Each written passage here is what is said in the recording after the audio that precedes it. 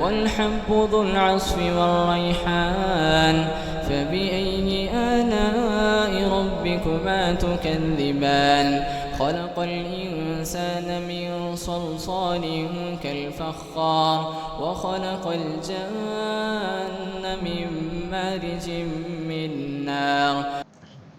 अल्लाह ताला ने हमको इस दुनिया में इम्तिहान के लिए पैदा किया है और अल्लाह ताला ने दुनिया में बहुत सारे असबाब हमारे इम्तिहान के लिए रखे हैं। बहुत सारी चीज़ें अल्लाह ताला ने दुनिया में हमारे इम्तिहान के लिए पैदा की हैं। उन्हीं चीज़ों में से जो अल्लाह ताला ने हमारे इम्तिहान के लिए पैदा की हैं, एक बहुत अहम तरीन चीज़ है माल। माल इस दुनिया में अल्लाह ताला की नेमत भी है। ऐसा नहीं कि माल कोई बुरी चीज़ है, माल अल्लाह ताला की नेमत है। अल्लाह ताला ने कुरान मजीद में माल को खैर कहा है। अल्लाह ने फरमाया व इन्नहु लिहुब्बिल खैरि लशदीद, कि इंसान के अंदर खैर की मोहब्बत बहुत शदीद है।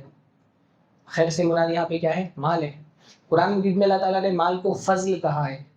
अल्लाह ताला ने फरमाया फ़इज़ा क़ुज़ियतिस सलाह फ़ंतशिरू फ़िल अर्दि वब्तगू मिन फ़ज़लिल्लाह, जब नमाज ख़त्म हो जाए तो ज़मीन पर फैल जाओ और अल्लाह ताला का फ़ज़ल तलाश करो।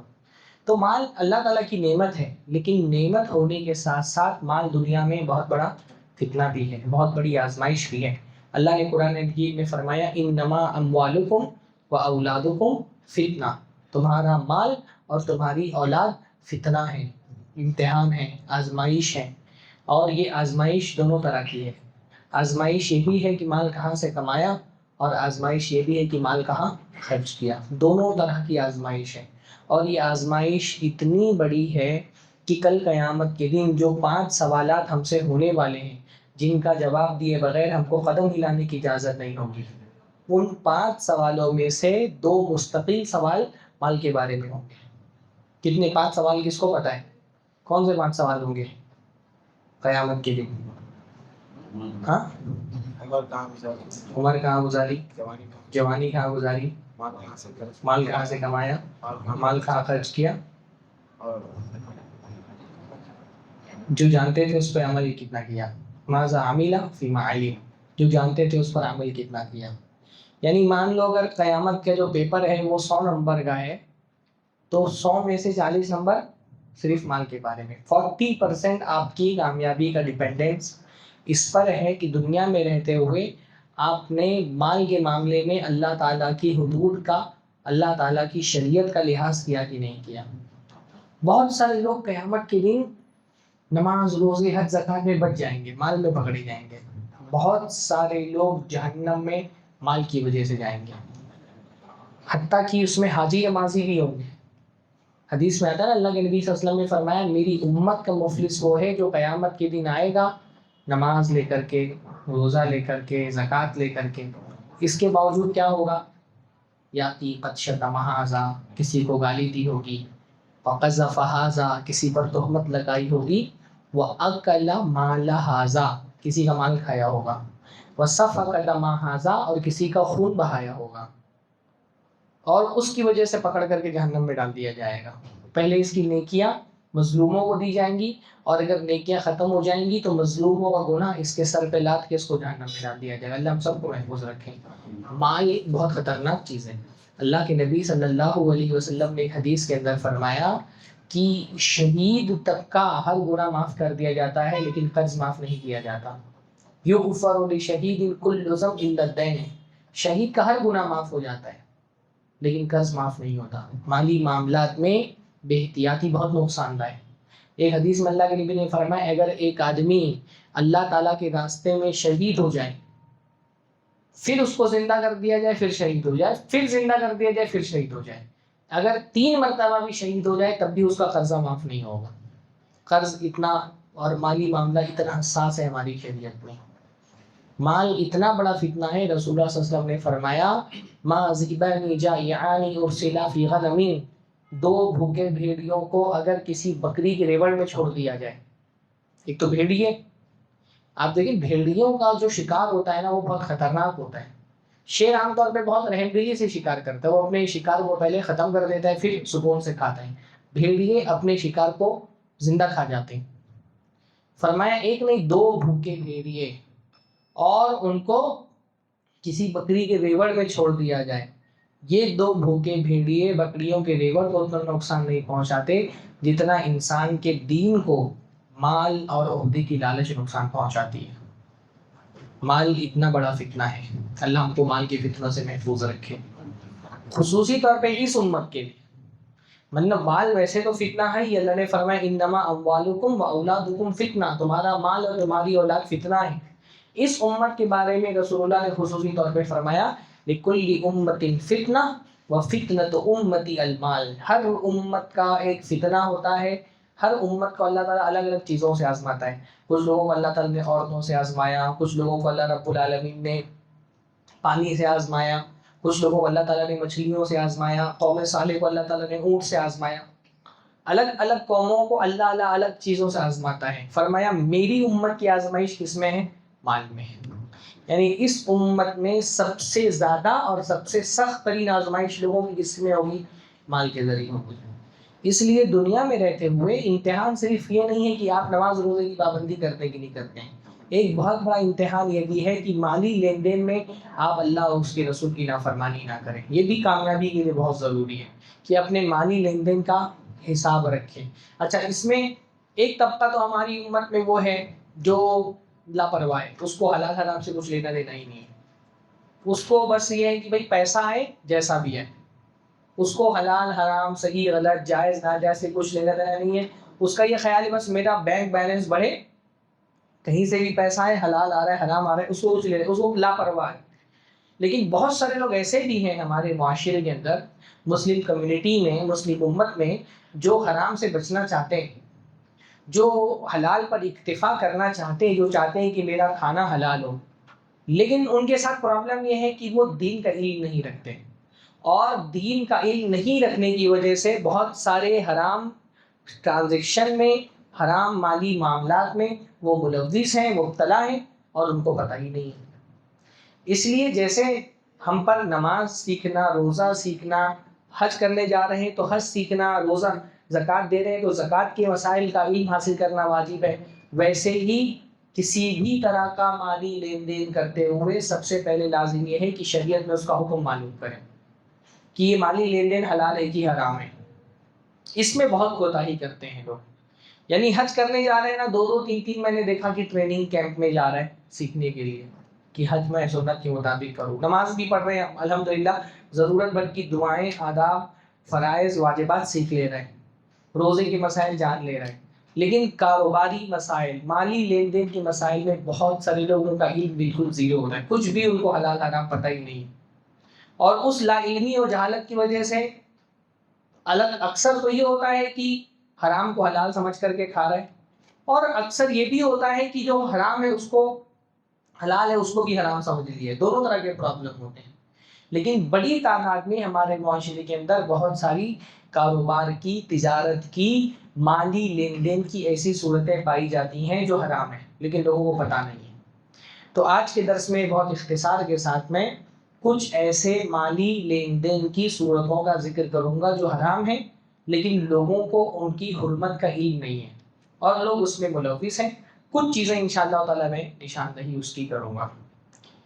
हमारे माशरे में एक हराम माली लेन देन का बहुत तरीक़ा आम है, वो है लोग कर्जा देते हैं इन्वेस्टमेंट बोल करके और सूद खाते हैं प्रॉफिट बोल के। ये बहुत आम है माशरे के अंदर। कर्ज देते हैं और उसको बोलते कि ये क्या है? इन्वेस्टमेंट है, और सूद खाते हैं उसको क्या बोलते हैं? ये प्रॉफिट है। ये बहुत आम है माशरे के अंदर। क्योंकि ये जो मेरा आज का मौजू है, ये मैंने किताबों से नहीं तैयार किया है। लोग जो सवालात करते हैं ना, तो सवालात से मैंने तैयार किया है। लोगों के सवालात से अंदाज़ा होता है कि लोग किस तरह की गलत फहमियों में मुब्तला है। बहुत मरतबा मेरे पास मसाइल आते हैं, लोग फ़ोन करके नॉर्मल पूछते हैं, शेख मैंने एक जगह पर इन्वेस्टमेंट किया है और उसका मुझे हर महीने 3,000 रुपया प्रॉफिट आता है, तो मैं ये प्रॉफिट खा सकता हूँ कि नहीं खा सकता हूँ? अब जब किसी आलिम से आप ऐसा पूछेंगे कि मैंने इन्वेस्ट किया है और उसका मुझे प्रॉफिट आ रहा है, तो मैं खा सकता हूँ कि नहीं खा सकता हूँ, तो आलिम क्या जवाब देगा? खा सकते हो भाई। अच्छा, सवाल करने वाले आजकल फतवा पूछने वाले फतवा पूछते नहीं, फतवा उगलवाते हैं। वो सवाल ही ऐसा बना करके देते कि सामने वाला हलाल कर दे उस चीज को। इसलिए अब बेचारे जो बहुत अच्छा, ये इसलिए मैं बार बार लोगों को कहता हूँ, तिजारत और विरासत दो शरीयत के मसाइल ऐसे हैं जिनका सवाल हर आलिम दीन से नहीं करना चाहिए। उसके बाद मुतखस्सिसीन होते, उलमा मारूफ होते, पता होता कि भाई तिजारत के मसाइल में बारीकी से किन लोगों के पास इल्म है और विरासत के मामले में बारीकी से किन लोगों के पास इल्म है। इन दो मसाइल पर आने वाले सवाल आम उलमा से नहीं करना चाहिए, क्योंकि बहुत सारे उलमा को इसमें इतना दर्द नहीं होता है।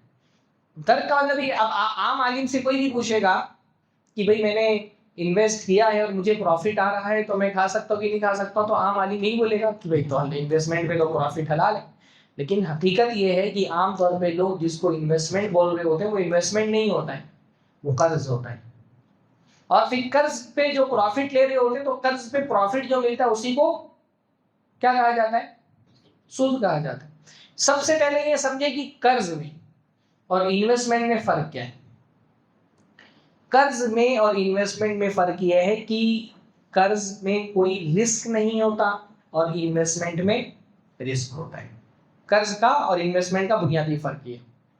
कर्ज क्या है भाई, आप मेरे पास आए, आपने कहा यार मुझे कुछ कारोबार अपना बढ़ाना है, आप मुझे 10 लाख रुपया कर्ज दे दें। मैंने आपको 10 लाख रुपया कर्ज दे दिया, आपने कहा मैं 1 साल बाद रिटर्न कर दूंगा, तो ठीक है, 10 लाख रुपया आपको कर्ज दे दिया। वो 10 लाख रुपया आप लेकर के गए, आपने उसको कारोबार में लगाया या घर में लगाया, खाया पिया उड़ा दिया या उससे प्रॉफिट बनाया, नफा हुआ नुकसान हुआ, ये आपका लुक आउट है। मेरा 10 लाख रुपया आपने लिया था, मुझे अपना 10 लाख रुपया 1 साल के बाद वापस चाहिए, है ना। मान लिया आपने मुझसे 10 लाख रुपया कारोबार में लगाया, नुकसान हो गया, तो इस नुकसान को बर्दाश्त कौन करेगा, आप बर्दाश्त करेंगे। कर्ज में कर्ज देने वाले का रिस्क नहीं होता है ना। आपने उसको कहाँ लगाया, क्या इस्तेमाल किया, प्रॉफिट हुआ नुकसान हुआ, दुकान जल गई, कारोबार लुट गया, 10 लाख का आपने 50 लाख बना लिया, ये सब मेरा लुकआउट नहीं है। मैंने आपको 10 लाख रुपया कर्जा दिया था, 1 साल की मुद्दत दी थी, 1 साल की मुद्दत के बाद मुझे मेरा 10 लाख रुपया वापस चाहिए। आपने फायदा उठाया या नुकसान उठाया, ये आपका काम है। कर्ज में कोई रिस्क नहीं है, क्योंकि कर्ज में कोई रिस्क नहीं है तो कर्ज से कोई बेनिफिट भी मैं हासिल नहीं कर सकता, मैं कोई शर्तिया नफा हासिल नहीं कर सकता। ठीक है, आपने मेरे से 10 लाख रुपया लिया था, आपने थोड़ा कारोबार किया, आपका बन गया, मैंने कोई शर्त नहीं रखी कि आप अपनी मर्जी से मुझे 10 का 11 लाख देना चाह रहे हैं, अलग बात है, पर ना मुझे मुतालबा करने का हक है, ना मेरे पास शर्त रखने का हक है। कर्ज क्योंकि मैंने कर्ज दिया था, मेरा कोई रिस्क नहीं था, तो उस पर मुझे कोई प्रॉफिट लेने का भी हक नहीं है, ये कर्ज होता है। और इन्वेस्टमेंट में क्या होता है, इन्वेस्टमेंट सब्जेक्ट टू रिस्क होता है ना। अगर आप मेरे पास आए, कहा कि मैं कारोबार शुरू करना चाह रहा हूँ, मुझे आप 10 लाख रुपया दें, इन्वेस्ट करें मेरी कंपनी में, मेरे कारोबार में, अब आपने मुझसे इन्वेस्टमेंट मांगा है। अगर इन्वेस्टमेंट आपने मांगा है तो जाहिर सी बात है इन्वेस्टमेंट में मैं रिस्क ले रहा हूँ। सबसे पहली शर्त इन्वेस्टमेंट में क्या होती है, अगर मैंने 10 लाख रुपया आपको इन्वेस्ट किया है तो इसका मतलब इन्वेस्ट में, क्योंकि मुझे अगर पैसा डूबा तो मेरा पैसा भी डूबेगा, अगर नुकसान हुआ तो मेरा नुकसान भी हुआ, क्योंकि आपके लॉस में मैं शरीक हूं तो आपके प्रॉफिट में भी मैं शिरकत करूंगा। मैंने 10 लाख रुपया आपके कारोबार में लगाया है, इन्वेस्ट किया है। इन्वेस्ट का मतलब ये होता है कि अगर नुकसान हुआ तो मैं आपका पार्टनर हूँ बिजनेस में, कर्जदार पार्टनर नहीं होता, कर्ज देने वाला पार्टनर नहीं होता, लेकिन जो इन्वेस्ट किया है वो पार्टनर बन गया। पार्टनर होने का मतलब है कि मैं आपका लॉस हुआ तो बर्दाश्त करूंगा, रिस्क है, क्योंकि मैंने लॉस बर्दाश्त करने की शर्त कबूल की है, तो प्रॉफिट होगा तो उसमें भी मेरा हिस्सा होगा। अब हो क्या रहा है आजकल, आदमी आता है दूसरे आदमी के पास, बोलता है भाई मेरे कारोबार में 5 लाख लगाओ, मैं हर महीने 5 लाख के बदले में आपको 10,000 दूंगा, और वो सामने से खुद बोलता है नुकसान हुआ था मेरा, प्रॉफिट आपका। ये क्या हो गया, सामने वाला खुद ऑफर कर रहा है कि भाई नुकसान होता नहीं, अगर नुकसान हुआ तो मैं दूंगा, लेकिन मैं आपको हर महीने का 2,000 प्रॉफिट दूंगा। जब आपने ये शर्त कबूल कर ली कि आप नुकसान बर्दाश्त नहीं करेंगे, तो प्रॉफिट में हिस्सादारी लेने का आपका हक नहीं, क्योंकि जब आपने ये तस्लीम कर लिया ना कि मैं नुकसान बर्दाश्त करूंगा, इसका मतलब अब जो पैसा आप दे रहे हैं वो इन्वेस्टमेंट नहीं, वो क्या है, कर्ज है। जब पैसा आप ये बोल करके लगा रहे हैं कि नुकसान मैं बर्दाश्त नहीं करूंगा, मैं लॉस बर्दाश्त नहीं करूंगा, तो इसका मतलब जो पैसा आप लगा रहे हैं वो इन्वेस्टमेंट नहीं रह गया, वो क्या हो गया, फिर कर्ज बन गया। फिर उसकी बुनियाद पर जब आप प्रॉफिट मांग रहे हैं तो ये प्रॉफिट फिर प्रॉफिट नहीं रहा, ये प्रॉफिट क्या बन गया, सूद बन गया। तो ये जायज नहीं है और ये मुआशरे में हमारे बहुत आम है। इसीलिए किसी भी कारोबार में इन्वेस्टमेंट करने की शरीयत में कुछ शर्तें। सबसे पहली शर्त क्या है कि जिस कारोबार में आप इन्वेस्ट कर रहे हैं वो कारोबार हलाल होना चाहिए, है ना। हराम कारोबार में आप इन्वेस्ट नहीं कर सकते। किसी की शराब की दुकान है, किसी की पान तम्बाकू की दुकान है, किसी का जो है ना वो दाढ़ी छीलने का, नाई का, बार्बर का काम है, जो भी काम प्रोडक्ट या सर्विस हराम है उसमें पैसा लगाना हराम है, कारोबार हलाल होना चाहिए। दूसरी शर्त क्या है, दूसरी शर्त यही है कि जो इन्वेस्टमेंट होगा उसमें आपको नुकसान की शर्त भी कबूल करनी पड़ेगी, क्योंकि अगर नुकसान की शर्त कबूल नहीं करेंगे तो प्रॉफिट में हिस्सेदारी नहीं मांग सकते। तो आपको ये शर्त के साथ ही आप लगा सकते हैं कारोबार में कि नुकसान हुआ तो आप बर्दाश्त करेंगे। तीसरी शर्त यह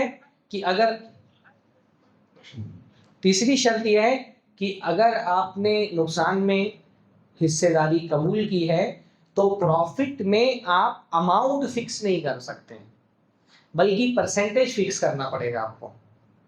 ये भी एक बहुत अहम है कि बहुत सारे लोग ये तो बोलते हैं कि मैंने नुकसान में भी हिस्सेदारी ली है, लेकिन प्रॉफिट फिक्स करके लेते हैं।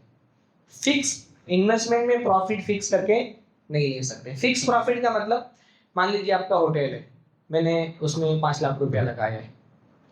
अब एक तरीका तो ये हो सकता है कि 5 लाख लगाया और आप होटल चला रहे हैं और आपने ये कह दिया कि भाई फिक्स 5 लाख के बदले में 10,000 मैं आपको हर महीने का दूंगा। ये जायज़ नहीं, बल्कि हमारे और आपके दरमियान डील ये हुई है कि जो भी प्रॉफिट होगा उसका 50% मुझे मिलेगा, 50% आप रखेंगे। अब मैंने 5 लाख रुपया लगाया और किसी महीने में 20,000 रुपये का प्रॉफिट हुआ, तब मुझे कितना मिलेगा, 10,000। दूसरे महीने में 40,000 का प्रॉफिट होगा, फिर कितना मुझे मिलेगा, 20,000 मिलेगा। यानी मेरा अमाउंट फिक्स नहीं है, बल्कि वो अमाउंट तब्दील हो रहा है किस एतबार से, परसेंटेज के हिसाब से। मेरा 50% परसेंटेज फिक्स है, मेरा अमाउंट नहीं फिक्स है ना। जब परसेंटेज फिक्स होगा तो क्या होगा, जो प्रॉफिट ऊपर नीचे होगा उसके हिसाब से मेरा अमाउंट भी ऊपर नीचे होगा। फिक्स अमाउंट पर इन्वेस्टमेंट करना जायज नहीं है। फिक्स अमाउंट पे इन्वेस्टमेंट करना भी क्या है, सूद है। तो ये आजकल हमारे माशरे में बहुत आम है कि अमाउंट फिक्स कर देते कि इतना पैसा मैंने लगाया है और हर महीने, मतलब खुद सामने वाला ऑफर कर रहा होता है कि मैं हर महीने आपको 5,000 दूंगा, हर महीने आपको 2,000 दूंगा। ये शरीयत में जायज़ नहीं। परसेंटेज फिक्स करे। अच्छा 50% मैंने फिक्स कर लिया, किसी महीने में मान लो 10,000 का घाटा हो गया, अब क्या होगा, 5,000 मेरा माइनस भी होगा, नुकसान भी मुझे बर्दाश्त करना पड़ेगा। तो ये हमारे माशरे में हराम कारोबार का एक बहुत आम सूरत हाल पाई जाती है। एक और माशरे के अंदर हमारे यहाँ हराम तिजारत की एक सूरत पाई जाती है जिसको हमारे यहाँ मुंबई में कहा जाता है हैवी डिपॉजिट। आपके यहाँ उसको क्या बोलते हैं, हैवी डिपॉजिट, या कुछ जगहों पर उसको पगड़ी बोलते हैं, कुछ जगहों पर उसको रहन बोलते हैं। उसमें क्या होता है, अच्छा आमतौर पे यहाँ घरों का किराया कितना है, हाँ मान लो 10,000 घर का किराया, तो 10,000 घर का किराया, जब आप एक घर का किराया 10,000 है, तो जब आप किसी से रूम खरीदते हैं मालिक मकान से, तो कुछ अमाउंट डिपॉजिट के तौर पे उसको पहले देना पड़ता होगा ना।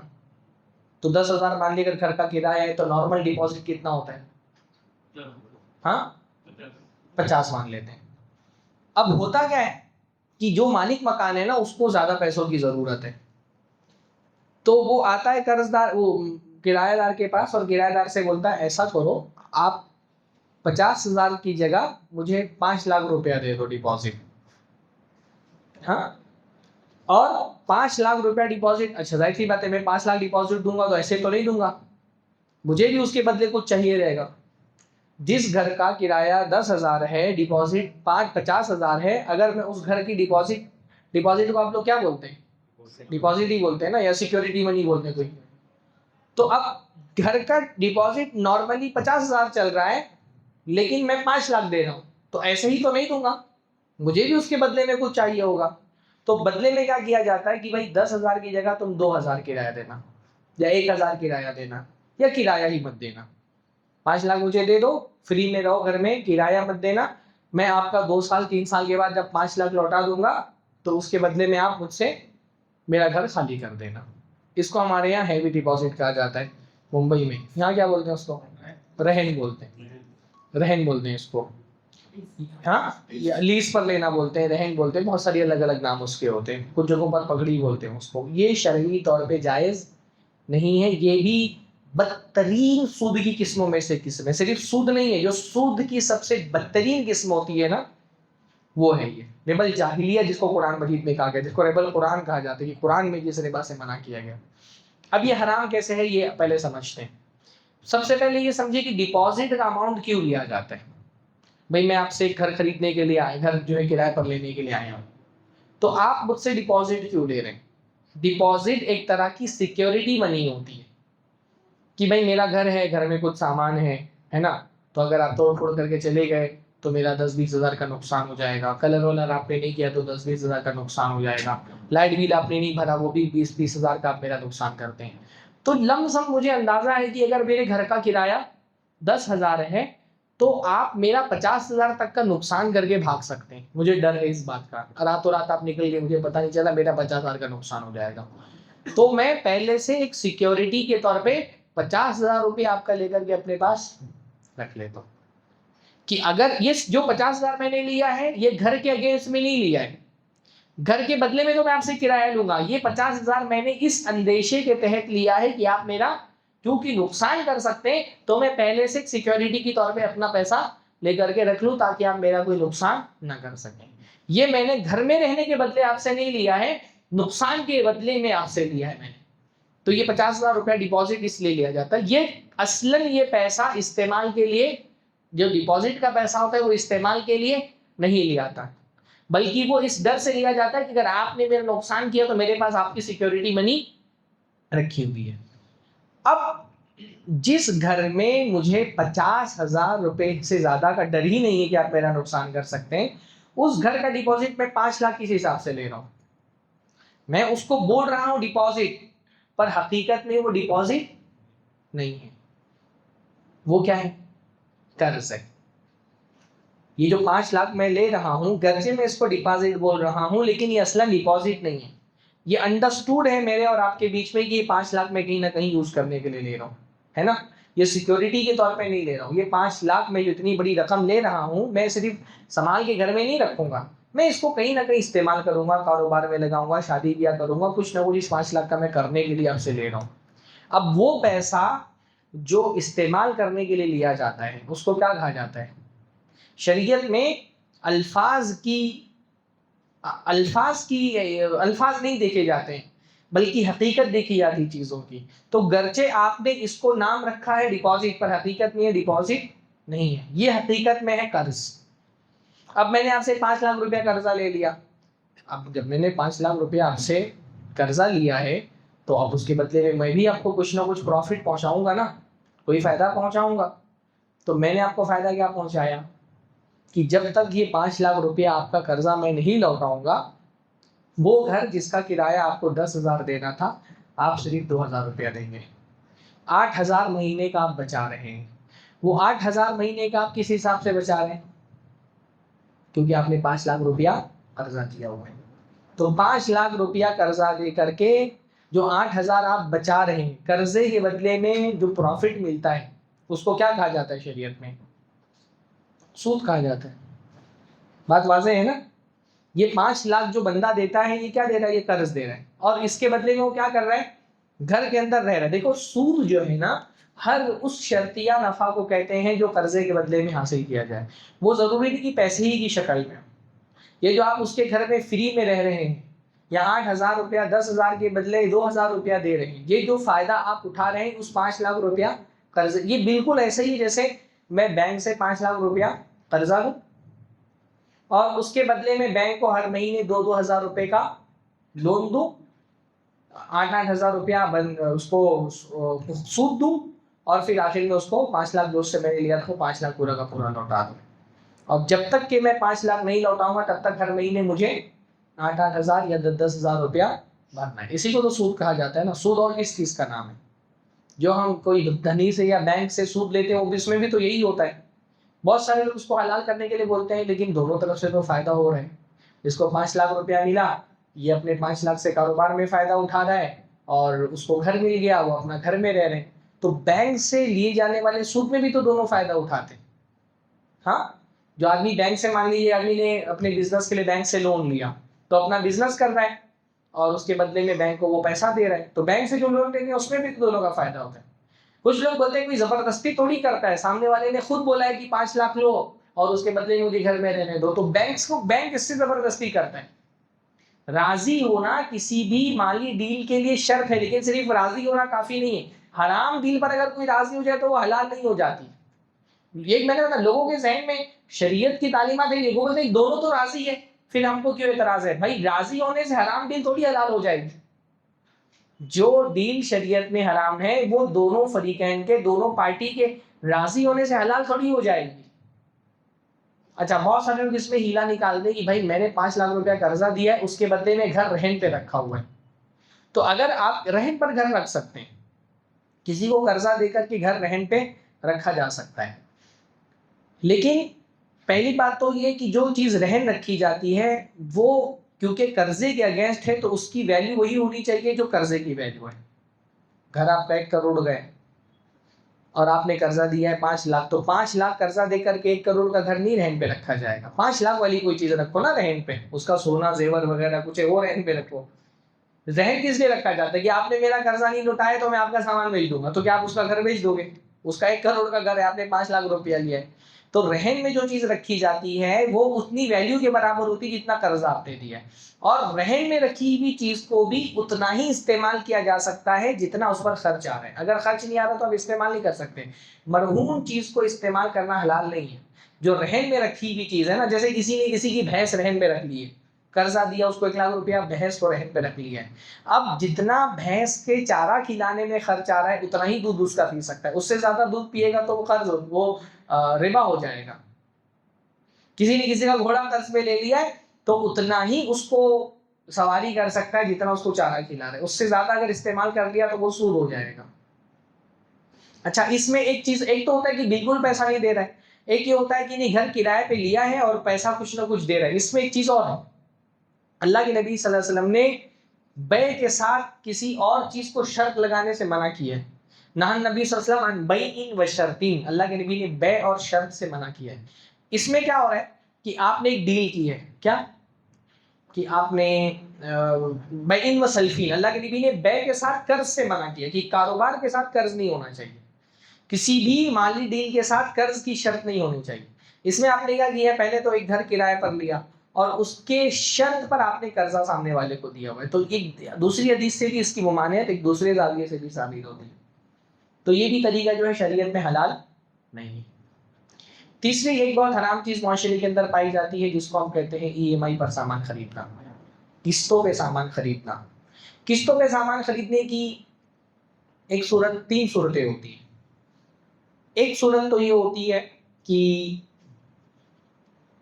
नकद में और कर्ज में कोई फर्क नहीं है, यानी जितनी कीमत आपने नकद की रखी है उतनी कीमत आपने किस्तों की रखी है। जैसे ये मिसाल है कि मेरा मोबाइल है, मान लीजिए मोबाइल 40,000 का है, तो मैंने आपसे कहा कि आप मेरा मोबाइल खरीद लें, अभी रकम अदा करेंगे तो आपको 40,000 देना पड़ेगा, या आप चाहें तो 4-4 हज़ार करके 10 महीने में दे दें।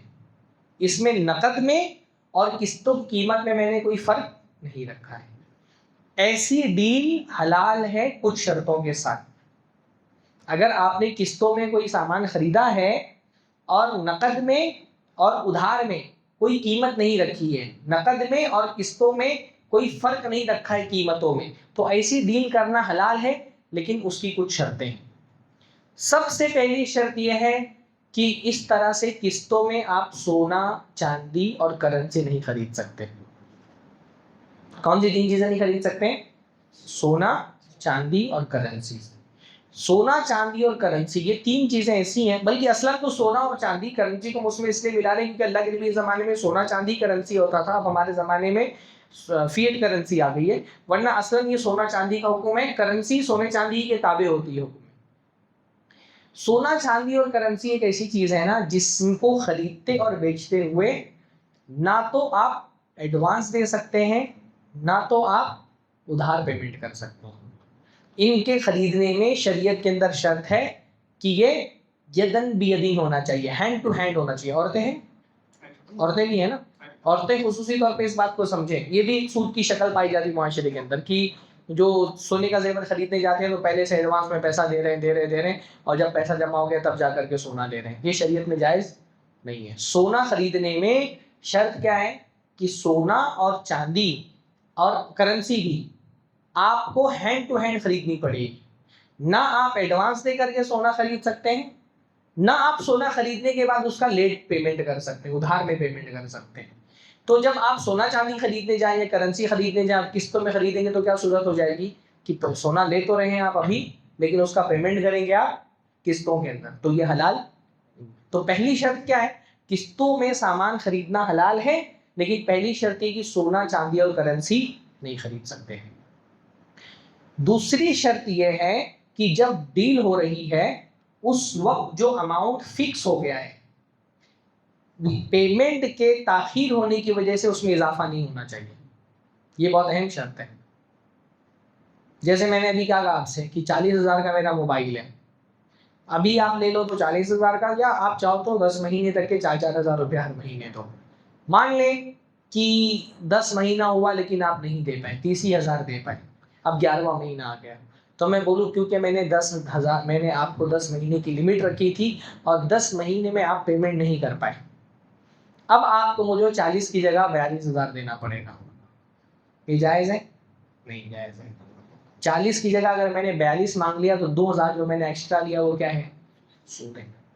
किसी भी पेमेंट के डिले होने की वजह से उस पर लिया जाने वाला एक्स्ट्रा चार्ज, चाहे उसको फाइन कह लें, चाहे उसको जुर्माना कहें, चाहे उसको लेट पेमेंट कहें, वो असलन क्या होता है, सूद होता है। कि मैं टाइम पर पैसा नहीं भर सका तो आप उसको बढ़ा दिया, इसी को सूद बोलते हैं।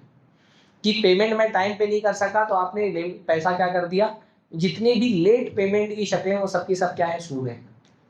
आजकल मैं देखता हूँ बहुत सारे लोग अपने स्कूल को इस्लामी स्कूल बोल रहे हैं, बल्कि मदरसों में मैंने देखा फीस टाइम पे नहीं भर पा रहे, 2,000 रुपये एक्स्ट्रा दो, जाए सूद है। कोई आदमी पेमेंट टाइम पे नहीं कर पा रहा है तो उससे एक्स्ट्रा पैसा लेना क्या है, सूद है। टाइम से पहले पेमेंट कर दे और आप उसका कम कर दें, ये जायज़ है। कि 40,000 मेरा तय था, पर बंदा मेरे पास आएगा मैं तुमको 5 महीने में ही दे देता हूँ, 40 की जगह मेरा 35 कर दो, ये जायज़। कम कर सकते हैं आप, ज़्यादा नहीं कर सकते। ज़्यादा कर देंगे तो क्या हो जाएगा, सूद हो जाएगा। या उसकी एक सूरत ये होती है कि भाई हर महीने की 10 तारीख से पहले पहले आपको 4,000 रुपया देना है, लेकिन एक महीना आया और 4,000 रुपया आप नहीं दे पाए, 10 तारीख निकल गई, तो अब मैं बोल रहा हूँ 200 रुपया आपको एक्स्ट्रा जुर्माना देना पड़ेगा इस महीने का। ये जायज़ नहीं है। हमारे यहाँ हिंदुस्तान में जितनी भी EMI पर सामान खरीदे बेचे जा रहे हैं, हर कारोबार में ये शर्त होती है कि अगर आप पेमेंट टाइम पे नहीं कर सके तो एक्स्ट्रा पैसा आपको देना पड़ेगा। इसलिए इंडिया में जितनी भी 0 EMI पर सामान बेचा खरीदा जा रहा है वो जायज़ नहीं है, इस शर्त की वजह से। एक तो ये वजह। अच्छा, एक तीसरी शर्त भी इसमें यह है कि ये जो डील होना ये बायर और सेलर के दरमियान होनी चाहिए, बीच में बैंक नहीं होना चाहिए फाइनेंसर के तौर पे। जो फैसिलिटेटर होता है ना, फैसिलिटेट करता है वो बैंक, फाइनेंसर नहीं होना चाहिए। अब इंडिया में ये भी मसला है कि जो लोग भी मोबाइल से लेकर के बाइक, कार, घर सब खरीद रहे हैं, सब में क्या होता है, बीच में बैंक होता है फाइनेंसर के तौर पे। जब बैंक बीच में आता है तो वो क्या करता है, वो बैंक, जैसे मान लीजिए कि अब मैं गया आईफोन खरीदने के लिए, आईफोन की क्या कीमत चल रही है भाई आजकल, हाँ 1.5 लाख है मान लीजिए। तो अब बैंक क्या करता है, मैं गया तो बैंक सेलर के पास गया, सेलर ने बोला भाई हमारे पास ऑप्शन है EMI का, आप ये बैंक का फॉर्म भरे। मैंने बैंक का फॉर्म भरा और बैंक की तरफ से EMI पर मैंने 1.5 लाख का फ़ोन खरीद लिया। अब इसमें हो क्या रहा है, मैं खरीद रहा हूँ फ़ोन 1.5 लाख का, मैं बैंक को किस्तों में 1.5 लाख रुपया दूंगा, पर बैंक मेरी तरफ से सेलर को 1,40,000 ही दे रहा है या 1,20,000 ही दे रहा है। या 1,25,000 दे रहे हैं, वो पूरा पेमेंट नहीं कर रहे हैं, जितने में मैंने लिया उतना नहीं दे रहे, वो सेलर को दे रहा है 1,40,000 और मुझसे कितना ले रहा है 1.5 लाख। तो गोया कि मेरी तरफ से बैंक ने 1,40,000 पेमेंट किया, कर्जा दिया मुझे 1,40,000 का, बैंक को भी तो कुछ चाहिए ना अपनी तरफ से, तो उसने 1,40,000 मुझको कर्जा दिया और उससे कर्जा लेकर के मैंने मोबाइल खरीदा। अब मैं उसको जब लौटाऊंगा किस्तों में तो कितना लौटाऊंगा 1.5 लाख लौटाऊंगा, तो बैंक मुझसे 10,000 एक्स्ट्रा ले रहा है। ये जीरो ईएमआई में भी यही होता है, जीरो ईएमआई वाले जो बिल आते हैं उसमें आप देखिए उसमें इंटरेस्ट लिखा हुआ होता है, कितना इंटरेस्ट आपको भरना पड़ेगा। तो ये भी बैंक में बीच में बैंक जो है ना वो एज अ फाइनेंसर मौजूद नहीं होना चाहिए। अच्छा, बहुत सारे लोग ये बोलते हैं कि मेरे पास हर महीने की सैलरी आती है तो मैं भर दूंगा टाइम पर, मुझे पता है कि मैं टाइम पे भर दूंगा, तो क्या मेरे लिए हलाल है? अगर आपको पूरा इत्मीनान भी हो कि आपके पास सैलरी आती है, आप टाइम पे भर देंगे, आप लिमिट क्रॉस नहीं करेंगे, इसके बावजूद आप कर्जा सूदी नहीं ले सकते ना, सूदी कर्जा आपके लिए हलाल नहीं। जब किसी डील में आपने ये शर्त लगा दी कि अगर मैं टाइम पे नहीं भर सका तो मैं एक्स्ट्रा पैसा दूंगा, तो ये शर्त क्या हो गई? सूद की शर्त हो गई। किसी कारोबारी डील में सूद की शर्त लगाने से वो कारोबार हराम हो जाता है, गर्चे फिर आप टाइम पे भर दे, लेकिन जो अक्द आपने किया, जो डील आपने की, वो डील हराम थी, तो हराम डील की वजह से आपको गुनहगार हो जाएंगे, आप सूदी शर्त लगा करके आप गुनहगार हो जाएंगे। अच्छा, एक सूरत ये होती है, पहली सूरत तो ये मैंने बताई। दूसरी सूरत ये होती है कि मैं आपको मोबाइल बेच रहा हूँ और मैं ये कह रहा हूँ भाई देखो 40,000 का मोबाइल है, नकद ले लो, तो लेकिन अगर आप नकद नहीं ले पा रहे हो, उधार आप ले रहे हो, तो हर महीने आपको 4,000 भरना पड़ेगा 11 महीने तक। तो उधार में मैं आपको 44,000 में बेचूंगा, नकद लोगे तो 40,000 में ही दूंगा। इस डील के बारे में उलमा का इख्तिलाफ है कि ऐसी डील कर सकते, इसमें इसके भी जायज़ होने की, कुछ उलमा ने तो कहा हराम है, लेकिन जुमहूर उलमा की राय यही है और सही बात यही है कि इस तरह से डील की जा सकती है।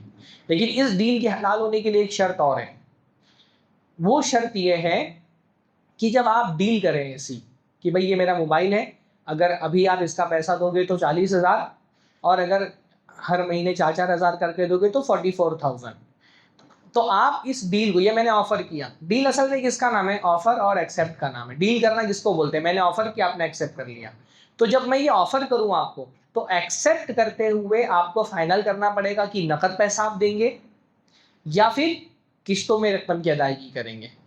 बात समझ आई? नकद पैसा देंगे, जैसे मैंने कहा कि आपको मैं दे रहा हूँ, अगर अभी पैसा दे दोगे तो 40 में, और अगर हर महीने 4,000 करके दोगे तो 44,000 में। अब आपने मोबाइल मुझसे लिया, कहा मुझे ठीक है, कबूल है, ले लिया आपने, रख लिया अपनी जेब में, लेकिन फिक्स नहीं किया आपने कि आप अभी नकद देने वाले हैं या एक महीने, हर महीने 4,000 रुपया करके देंगे। अब जो हमने डील की, इस डील में जो अमाउंट है वो मजहूल है, अनसर्टेन है, पता ही नहीं कितने में डील हुई है। और शरीयत में जो डील हो उसमें लाजिम है कि सामान और अमाउंट ये दोनों मजहूल नहीं होना चाहिए, अनसर्टेन नहीं होना चाहिए, पता होना चाहिए कि आप कौन सा सामान बेच रहे हो और कितने में बेच रहे हैं।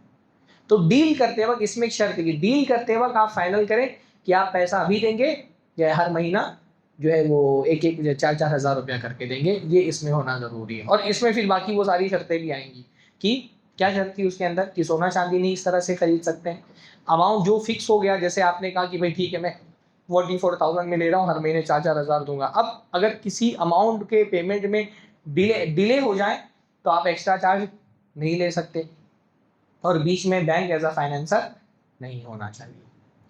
अच्छा, अभी बहुत सारे लोग बोलते हैं भाई कि ये तो आपने ईएमआई पर पाबंदी लगा दी शरीयत ने, लेकिन बहुत सारा सामान महंगे होते हैं, हमको ख़रीदना होता है, एक फैसिलिटी मिल रही थी, तो इसका अल्टरनेटिव बताएं कि इसके बदले में कोई हलाल अल्टरनेटिव इसका बताएं। तो इसका एक हलाल अल्टरनेटिव बहुत अच्छा है, वो है बिस्सी। हमारे यहाँ उसको मुंबई में बिस्सी बोलते हैं, यहाँ क्या बोलते हैं? कमेटी डालना बोलते हैं, बिस्सी बोलते हैं, हाँ कमेटी डालना या बिस्सी जिसको बोलते हैं। बिस्सी सूदी ईएमआई का एक बहुत ही अच्छा और जायज़ मुतबादिल है, अल्टरनेटिव है, पर उसमें भी बाज़ मरतबा कुछ सूरतों के अंदर सूद आ जाता है, तो उससे होशियार रहने की ज़रूरत है। बिस्सी असल में बिस्सी कैसे डाली जाती है? बिस्सी डालने का तरीका ये, मान लीजिए कि 10 लोग हैं, 10 लोगों ने मिल करके 1 लाख की बिस्सी रखी है, हर महीने ये 10 लोग मिलेंगे, 10,000 रुपया जमा करेंगे, नाम चिट्ठी उड़ाई जाएगी, जिसका नाम आएगा उसको 10 लाख रुपया, उसको 1 लाख रुपया दे दिया जाएगा। अब मान लीजिए कि हम लोग 10 लोग मिले जनवरी के महीने में, सबने 10,000 रुपया जमा किया और 10 लोगों का नाम चिट्ठी में डाल करके उड़ाया गया। मान लीजिए कि अरशद भाई का नाम आ गया। अब क्या होगा, ये पूरा 1 लाख रुपया अरशद भाई को दे दिया गया। अब अरशद भाई को जो 1 लाख रुपया मिला है वो क्या है, 10,000 तो उनका अपना है, बाकी 90,000 क्या है, 9 लोगों ने अलग अलग मिल करके उनको 10,000 रुपया कर्जा दिए, है ना। अब दूसरे महीने में फिर हम लोग मिले फरवरी में, फिर सबने 10,000 रुपया जमा किया, फिर चिट्ठी उड़ाई, शेख का नाम आ गया। अब शेख को भी सब लोगों ने 1 लाख रुपया दे दिया। अब शेख को जो 1 लाख रुपया मिला है ये क्या है, 10,000 इनका अपना है, 10,000 अरशद भाई ने जो इनको दिया था कर्जा वो अरशद भाई ने इनका लौटा दिया, बाकी 80,000 रुपया इनके पास जो मिला है वो क्या है, कर्जा है। तीसरे महीने में सब जमा हुए और चिट्ठी उड़ाई और मेरा नाम आ गया, मुझे भी 10 लाख मिला। अब मुझे भी 1 लाख मिला, उस 1 लाख में 10,000 मेरा है, 10,000 इन दोनों ने मुझे कर्जा लौटा दिया है, बाकी 7 लोगों ने मुझे 10,000 रुपया कर्जा दिया है। ऐसे ही नॉर्मल तरीके से जिससी नाम डालते जाएं, जिसका नाम आया उसको उसका पैसा दे दें, यहाँ तक कि 10वें महीने में जिसका नाम आया उसको आपने 1 लाख रुपया दे दिया, 10,000 उसका है, बाकी 90,000 जो उसको मिला है वो उसका कर्जा 9 लोगों ने लौटा दिए। ये नॉर्मल तरीके से अगर बिस्सी डाली जा रही है तो इसमें शरअन कोई हर्ज नहीं, बल्कि अच्छा तरीका है, सवाब का काम है बोल सकते हैं, क्योंकि ये कर्जा देने का एक तरीका है, कर्जा देने का शरीयत में बहुत सवाब है। लेकिन कहीं कहीं प्रॉब्लम कहाँ आता है, बहुत सारी जगहों पर बिस्सी में बिस्सी खरीदी बेची जाती है। जैसे मान लीजिए कि अरशद भाई का नाम है, अब अरशद भाई को ज़रूरत नहीं है 1 लाख की, तो मैं उनसे बोलता हूँ ऐसा करो आप अपने 1 लाख में से 95,000 मुझको दे दो, 5,000 आप रखो, और जब मेरा नाम आएगा तो मेरा पूरा 1 लाख आप रख लेना। अब क्या हुआ कि मैंने इनसे 95,000 कर्जा लिया और इनको पूरा 1 लाख रुपया लौटा रहा हूँ, तो 5,000 जो एक्स्ट्रा इनको मिल रहा है वो क्या है, सूद है। बहुत सारी जगहों पर ये हो रहा है आजकल, बल्कि बाकायदा नीलामी होती है बिस्सी की, जो बड़ी बड़ी बिस्सी होती है, 10 लाख की बिस्सी किसी की उड़ गई, नीलामी हो रही है, कोई बोल रहा है मैं 2,000 में, कोई बोल रहा है 5,000, कोई बोल रहा है 10,000, बोली लगा रहे हैं लोग, और बोली लगा करके दूसरे की बिस्सी खरीद रहे हैं, तो ये हलाल नहीं है। वरना ये जो बिस्सी का तरीका है ये एक बहुत अच्छा हलाल अल्टरनेटिव है अल्हम्दुलिल्लाह। ठीक है, एक और तरीका बताता हूँ फिर इंशाल्लाह बात अपनी ख़त्म करते हैं। एक और माशरे के अंदर हराम कारोबार का एक तरीका पाया जाता है, पता नहीं आपके यहाँ पर है कि नहीं है, लेकिन बहुत सारे इलाकों में हमारे यहाँ है, वो है चेक खरीदना, पोस्ट डेटेड चेक खरीदना। पोस्ट डेटेड चेक क्या होता है, पोस्ट डेटेड चेक में ये होता है कि जैसे मान लीजिए कि मेरा कपड़े के कारोबारी बहुत करते हैं हमारे मुंबई में, यहाँ का नहीं पता मुझको। कपड़े के कारोबारी क्या करते हैं, जैसे मैंने मान लीजिए कि मेरी कपड़े की दुकान है, तो मैंने कपड़ा तैयार किया, ले जा कर के मार्केट में बेचा, और उसका जो कपड़ा मैंने मार्केट में बेचा उसका अमाउंट आ रहा है 5 लाख रुपया। तो उसने जो ख़रीदार था मेरा, उसने 5 लाख का मुझको चेक साइन कर दिया, पर पोस्ट डेटेड चेक है वो। पोस्ट डेटेड चेक यानी जनवरी में मैंने सामान सप्लाई किया, लेकिन उसमें डेट लिखी हुई है मार्च की या मई की डेट लिख दिया उसने। अब क्योंकि पोस्ट जो चेक है उसमें मई की डेट लिखी हुई है, तो मैं आज जाकर के उसको कैश नहीं कर सकता हूँ। पैसा मुझे मिलेगा पूरा 5 लाख, वो पर कब मिलेगा, मई में मिलेगा, पर मुझे अभी पैसे की ज़रूरत है। तो मार्केट में कुछ धनी लोग होते हैं, हमारे खासतौर पे मारवाड़ी लोग ये कारोबार करते हैं, आप उनके पास जाओ, 5 लाख का उनको चेक दो, पोस्ट डेटेड चेक, जो कब का है, मई का है, वो 5 लाख की जगह आपको 4.5 लाख रुपया, 4,80,000 रुपया, 4 लाख जो भी रेट उनका होगा वो आपको अभी फ़ौरन का फ़ौरन दे देंगे कैश। और जब आपके चेक का टाइम आएगा तो जाकर के पूरा 5 लाख उठा लेंगे। तो ये क्या हो जाता है, ये भी शरई तौर पे जायज़ नहीं है। क्यों, क्योंकि उसने आपको गोया कि आपने उससे कर्जा लिया 4,80,000 रुपया, और जब आपका वो चेक जो है वो कैश करेगा, विड्रॉल करेगा, तो उसको कितना मिलेगा, पूरा 5 लाख मिलेगा। तो जो 20,000 उसको एक्स्ट्रा मिल रहा है वो क्यों मिल रहा है, क्योंकि उसने आपको कर्जा दिया हुआ था। तो जो 20,000 एक्स्ट्रा मिल रहा है वो क्या है, सूद है। तो ये पोस्ट डेटेड चेक बेचना खरीदना ये भी जो है जायज़ नहीं है। अच्छा, जेवरों के बारे में मैं बता दूं कि मैंने बताया कि सोने चांदी का जो जेवर होता है उसको खरीदने के लिए आप एडवांस नहीं दे सकते, ना ही आप सोने चांदी के जेवर में दो शर्तें हैं। एक तो यदन भी यदीन होना चाहिए, यानी जितना सोना दिया, जब सोना दे तभी उसकी कीमत लें, और जब कीमत दे तभी सोना खरीदें। फौरन नकद होना चाहिए, उसमें उधार या एडवांस नहीं हो सकता है। दूसरा, सोने के जेवरात में एक शर्त ये भी है कि सोने का जेवर आप कम ज़्यादा करके भी नहीं खरीद सकते, कम सोना दे करके ज़्यादा सोना नहीं ले सकते। अल्लाह के नबी सल्लल्लाहु अलैहि वसल्लम ने फरमाया कि सोने के बदले सोना, चांदी के बदले चांदी, और इसी तरह 6 और अशिया रविया हैं, 4 और हैं, जिनमें यदन भी यदीन होना चाहिए, यानी फ़ौरन होना चाहिए, नकद नहीं, नकद होना चाहिए, उधार या एडवांस नहीं होना चाहिए। और दूसरा क्या है, सवाअन बेसवाइन होना चाहिए, जितना सोना आपने दिया उतने सोने के बदले उतना ही सोना आप ले सकते हैं, कम ज़्यादा करके नहीं ले सकते। अब हमारे यहाँ ये बहुत बड़ा मसला होता है कि आप मान लीजिए किसी औरत का सोने का जेवर है, उसको बेचना है, तो वो जब जाती है, मान लीजिए कि उसका 10 तोला सोने का जेवर है, तो ऐसा तो नहीं होता आप 10 तोला सोने का जेवर दें, सामने वाला उतना ही तोला सोना आपको वापस कर दे।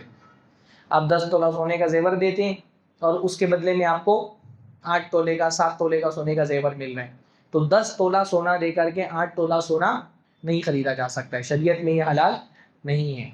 तो आपको खरीदना है तो पहले आपको क्या करना पड़ेगा, 10 तोला सोना दे करके उसका पैसा देना पड़ेगा। उसके बाद फिर आपकी मर्जी, आप खरीदें या नहीं खरीदें। ये मैं इसलिए कह रहा हूँ कि बहुत सारे लोग कहते हैं कि हमारे यहाँ सोना चांदी शरीयत के उसूलों के मुताबिक बेचा जाता है, लेकिन वो लोग भी ये बोलते हैं कि भाई सोने के बदले सोना लोगे तो हम ज़्यादा रेट लगाएंगे और सोने के बदले पैसा लोगे तो कम रेट लगाएंगे। ये शरन, ये धोखाबाजी है, जायज़ नहीं है। और आपको सोने के बदले पैसा पहले लेकर के अपने हाथ में रख लेना है, फिर उस पैसे के बदले में आप जो सोना खरीदना चाहें वो खरीदें। हमारे यहाँ जब बहुत सारे अहले हदीसों के यहाँ पे उनको समझाया गया, सख्ती की गई, तो अब जो जेवर बेचने वाले लोग हैं वो भी मान जाते हैं बात पे कि भाई हम पैसा देंगे, फिर हमारी मर्जी, हम तुम्हारे यहाँ से सोना खरीदें, कहीं और से सोना खरीदें, वो हमारी मर्जी रहेगी। तो एक सूरत ये। अच्छा, दूसरा मसला सोना खरीदते हुए ये आता है कि सोना आपने ख़रीदा, मान लीजिए आपने कोई हार पसंद कर लिया या अंगूठी पसंद कर ली। अब आपको डिज़ाइन तो पसंद आ गई, लेकिन डिज़ाइन आपके साइज़ की नहीं है। अब आप सोनार को अगर बोलते हैं कि मेरे साइज़ की डिज़ाइन बनाओ, तो सोनार बोलेगा एडवांस दो। बगैर एडवांस के तो वो आपको डिज़ाइन बना करके नहीं देगा, और सोना ख़रीदते हुए एडवांस देना जायज़ नहीं है। तो उसकी जायज़ सूरत ये कि जब हम सोना खरीदने के लिए जाते हैं तो हम 2 तरह का पेमेंट करते हैं। एक सोने की जो एक्चुअल रेट होता है उसके हिसाब से पेमेंट करते हैं, दूसरा सर्विस चार्ज देते हैं। तो पूरा एडवांस तो आप नहीं दे सकते, अलबत्ता जो सर्विस चार्ज है वो आप पहले दे सकते हैं। 2 सूरतें इसकी हो सकती हैं। एक सूरत तो बहुत आसान सी है कि आप डायरेक्ट सोना खरीद लें, बिस्किट खरीद लें या कॉइन खरीद लें, और उसके बाद उसका पेमेंट आप कर दें, फिर वो सोनार को दे दें कि इसमें इस सोने से मेरा ये डिज़ाइन बना दो। शरन ये जायज़ है, सबसे आसान सूरत ये। दूसरी सूरत ये कि आप सर्विस चार्ज पहले दे दो कि ये सर्विस चार्ज है, आप मेरा सोना बना के तैयार करके रखो। सर्विस चार्ज आपने दे दिया, उसने सोना तैयार करके रखा है, फिर जब आप सोना खरीदने के लिए जाएं तो जो सोने की एक्चुअल कीमत है वो दे करके सोना खरीद लें। अच्छा, एक और सूरत बता देता हूँ, मेरे पास 2 मिनट और हैं। वो बहुत सारी सूरतें जो जुए की होती है ना, वो भी एक तरह से सूद की शक्ल होती है। जैसे बहुत सारे लोग आजकल मैं देख रहा हूँ क्रिकेट खेलते हैं, 2 टीमें आई क्रिकेट खेलने के लिए, दोनों टीमों ने 2-2 हज़ार रुपया जमा किया और क्रिकेट खेला, और जो टीम जीतेगी वो 4,000 ले लेगी पूरा, जो हारेगी उसका जो 2,000 लगाया था वो भी डूब जाएगा। ये क्या है? जुआ है। जुए में गरर भी है और सूद भी है, यानी आपने 2,000 दिया, बदले में 4,000 आपको मिला, तो ये सूद भी इसके अंदर आ गया और ये जुआ भी है, ये भी हलाल नहीं है। बहुत सारे जो लीग के मैचेस होते हैं जिसमें अलग अलग इलाकों की टीमें आती हैं कि 10-15 टीमें आ गई और सब टीम ने एंट्री फीस के नाम पे 5-5 हज़ार रुपया जमा किया, पैसा ले लिया गया। अब उसके बाद क्या होता है, मैच होगा तो जो टीमें पहले निकल जाएंगी उनको कुछ भी नहीं मिलेगा, जो टीमें बाद में निकलेंगी उनको उसी एंट्री फीस से इनाम दिया जाएगा।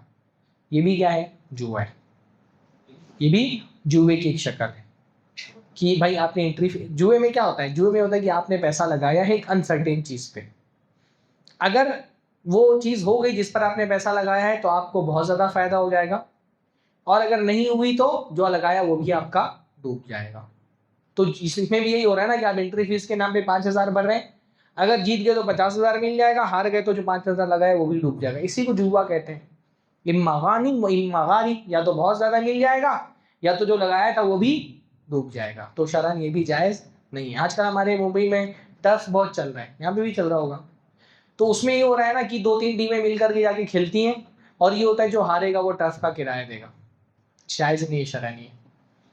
उसमें भी वही हो रहा है ना कि एक आदमी ने पैसा जो है वो एक, दोनों समझिए कि खेल दोनों रहे हैं, और जो जीतेगा उसका बहुत ज़्यादा फायदा हो जाएगा कि वो फ्री में खेल लिया, जो हारा उसको पैसा भरना पड़ेगा। कैरम में आजकल ये करते हैं लोग कि कैरम खेलने के लिए जा रहे हैं, जो हारेगा वो टीम। तो इस तरह की जितनी भी सूरतें होती है ना, एक मरतबा मैं दोस्त लोग कुछ बैठे हुए थे, लोगों ने शर्त लगाई कि जिसकी बीवी का फोन पहले आएगा वो होटल का बिल अदा करेगा। हाँ, ये क्या है? यही सूद है। हाँ, ये भी जो है सूद भी है और जुआ भी है ये, कि एक अनसर्टेन चीज पे आपने पैसा लगा दिया है कि भाई पता नहीं किसकी बीवी का फोन आ सकता है, बीवी को थोड़ी पता कि कोई शर्त लगी हुई है। हाँ, तो किसी की बीवी का भी फोन आ सकता है, तो जिसकी बीवी का फोन आ गया सारा बिल वही अदा करेगा। ये भी जुआ है, अनसर्टेन चीज पे पैसा लगाना कि जो जीत गया उसका बहुत प्रॉफिट होगा और जो हार गया उसका नुकसान हो जाएगा। इसको जुआ कहा जाता है। इम्मा गानिम व इम्मा गारिम, अरबी में कहा जाता है कि या तो गनीमत बहुत सारा उसको मिल जाएगा, या तो जो लगाया है वो भी उसका चला जाएगा। तो ये कुछ हराम माली मामलात की शक्लें थी जो मैंने आपके सामने रखी हैं। अल्लाह ताला से दुआ है। जी हाँ, बोलिए। क्रेडिट कार्ड, जब आप क्रेडिट कार्ड लेने जाते हैं बैंक से ना, उस वक्त जब आप पेपर पे साइन करते हैं, उस वक्त ही आप सूद की शर्त कबूल कर लेते हैं कि अगर इस क्रेडिट कार्ड से मैंने पैसा निकाला या कहीं पर पेमेंट किया, और जो उसका एक साइकिल का अमाउंट है 40 दिन का, अगर 40 दिन में वो पैसा नहीं लौटाया तो मैं उसके बदले में सूद भरूंगा। तो जब आपने उस वक्त साइन किया, वो साइन करना ही हलाल नहीं है। सामान ले रहे हैं कि कैसे ले रहे हैं? बैंक से आप कर्जा ले रहे हैं ना, बैंक से आप कर्जा ले रहे हैं, ये कर्जा किस शर्त पर ले रहे हैं कि अगर मैं टाइम पे नहीं भर सका तो मैं सूद दूंगा। तो सूद की शर्त पे कर्जा लेना हराम है। डेबिट कार्ड में क्या होता है? डेबिट कार्ड में जितना आपने अकाउंट में पैसा है उतना ही आप खर्च कर सकते हैं, उसमें बैंक आपको कुछ नहीं दे रही। डेबिट कार्ड, जब आप डेबिट कार्ड ले सकते हैं, आप डेबिट कार्ड से जब आप खर्च कर रहे होते हैं तो अपना पैसा खर्च कर रहे होते हैं। क्रेडिट कार्ड में क्या होता है? आप बैंक आपको क्रेडिट दे रहा है, कर्जा दे रहा है, पर बैंक कर्जा आपको सूद की सूरत में दे रहा है। चाहे आप उससे एटीएम से पैसा निकालें या कोई सामान खरीदें, आपकी तरफ से बैंक ने वो पैसा अदा कर दिया है। अब आप ये कह रहे हैं कि मैं बैंक को अदा करूंगा, लेकिन अगर मैं टाइम पे अदा नहीं कर सका तो फिर मैं इतना % सूद दूंगा उस पर। तो क्रेडिट कार्ड हलाल नहीं, क्रेडिट कार्ड की कोई सूरत हलाल नहीं। बहुत सारे इस्लामी मुल्कों में प्रीपेड क्रेडिट कार्ड आता है, इंडिया में नहीं चलता। लेकिन वो prepaid credit card debit card की तरह होता है कि आपने पहले से पैसा भरा हुआ है। बल्कि डेबिट कार्ड में भी एक बात बता, डेबिट कार्ड में भी एक ओवरड्राफ्ट आजकल बैंक की तरफ से ऑप्शन आता है कि आपके डेबिट कार्ड से भी आप अगर पेमेंट कर रहे हैं, कभी आपका बैंक बैलेंस जीरो हो गया तो आपको डेबिट कार्ड में भी कभी कभी, या यूपीआई पे भी आजकल ओवरड्राफ्ट मिलने लगा है कि आपका अकाउंट में पैसा नहीं भी होगा तो भी बैंक आपको पेमेंट करा देगा, लेकिन उसके बदले में फिर आपसे सूद लेगा। तो शरअन ये जायज़ नहीं है। जी क्या बोले? हाँ,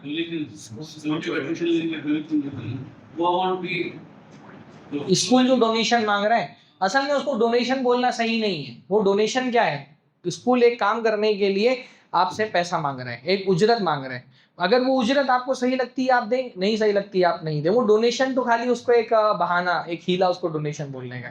असलन वो उजरत है कि बैंक एक स्कूल में आप अपने बच्चे को डालना चाह रहे हैं और उसके बदले में स्कूल आपसे पैसा मांग रहे हैं। तो वो स्कूल में सर्विस जो स्कूल आपको दे रहा है उसके बदले में आपसे पैसा मांग रहे हैं, वो दे सकते हैं आप इंशाअल्लाह ताला।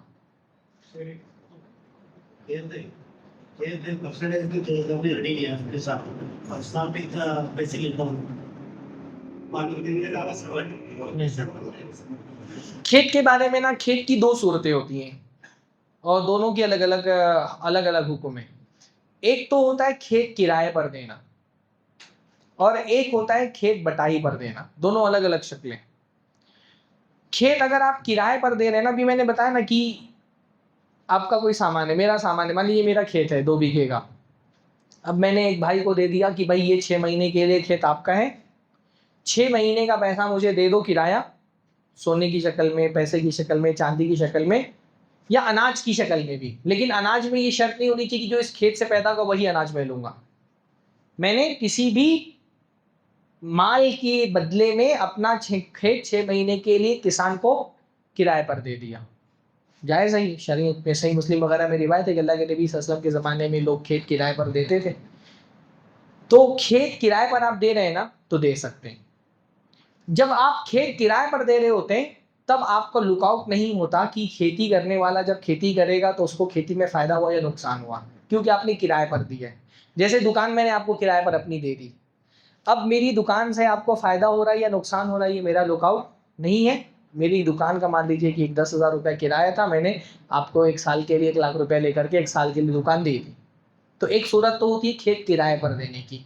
अगर आपने खेत किराए पर दिया है तो फिर ये आपका मसला नहीं है कि उस खेती करते हुए किसान को फ़ायदा हुआ या नुकसान हुआ। दूसरी सूरत होती है बटाई पर खेत देने की, मुज़ारआ जिसको कहा जाता है, कि मैंने खेत किराए पर नहीं दिया है, बल्कि मैं किसान के साथ पार्टनरशिप पे हूँ। पार्टनरशिप के अहकाम किराए के अहकाम से अलग होंगे। जब आप पार्टनर हो गए ना कि खेती में मेहनत वो करेगा, खेती आपकी है, अब क्या होगा, अब प्रॉफिट में भी आप दोनों हिस्सेदार होंगे, तो नुकसान में भी आप दोनों को हिस्सेदार बनना पड़ेगा। अब जब हम खेत किराए पर देते हैं, तब तो हम अनाज या अमाउंट फिक्स कर लेंगे कि भाई इसका अमाउंट 5,000 है, 10,000 है, जो भी है। लेकिन जब हम खेत बटाई पर देते हैं, हमारे यहाँ यूपी में उसको बटाई बोलते हैं, यहाँ क्या बोलते हैं, बटाई बोलते हैं, या मुज़ारा अरबी में उसको बोलते हैं, हाँ, हिस्से में देना। अगर हिस्से में आप दिए, तब आप अनाज का क्वांटिटी फिक्स नहीं कर सकते।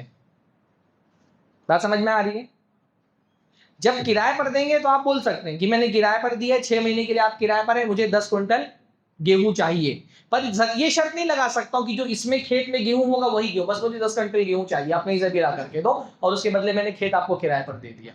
लेकिन अगर मैंने बटाई पर दिया हुआ है, तब क्या होगा भाई, जितना भी अनाज होगा वो मेरे और आपके दरमियान एक परसेंटेज पर फिक्स होगा। परसेंटेज फिक्स होगा फिर कि आधा मेरा आधा आपका, या आप किसान हैं, आमतौर पर होता है किसान का 2/3 और जो खेत का मालिक है उसका 1/3।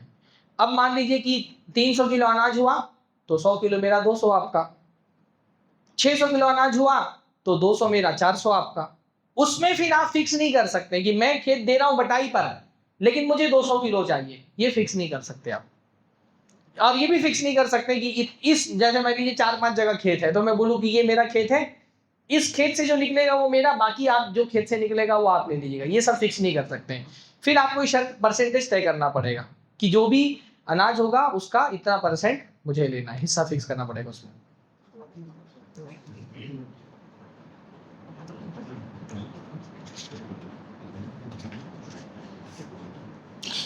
स्टूडेंट को जो गवर्नमेंट लोन देती है, क्या वो जायज़ है? इसमें शर्त ये है कि आपको जब जॉब लग जाएगी तो उसको पे करना होगा। अगर वो लोन सूदी तो जायज़ नहीं है, चाहे कितना भी कम रेट पर सूद हो, चाहे 1% 2% पे ही सूद हो, लेकिन अगर सूदी लोन है तो उस पर सूद का हुक्म नहीं लागू होगा। कॉलेज में फ़ीस के लिए जो लोन दिया जाता है उसके लिए क्या है? हर वो लोन जिसका मकसद, जो सूदी लोन होता है जिसमें जो है वो लोन के बदले में आपको सूदी पैसा, इंटरेस्ट पेमेंट करना पड़ता है, वो लोन हलाल नहीं है। अगर वहीं गवर्नमेंट, अब यहाँ की गवर्नमेंट का क्या सिचुएशन है मुझे नहीं पता, लेकिन अगर कहीं गवर्नमेंट इंटरेस्ट फ्री लोन दे रही है, हाँ, अगर कहीं पर इंटरेस्ट फ्री लोन दे रही है कि कभी भी आप पेमेंट करें लेकिन आपका इंटरेस्ट नहीं लगेगा, तो आप ले सकते हैं फिर ऐसा।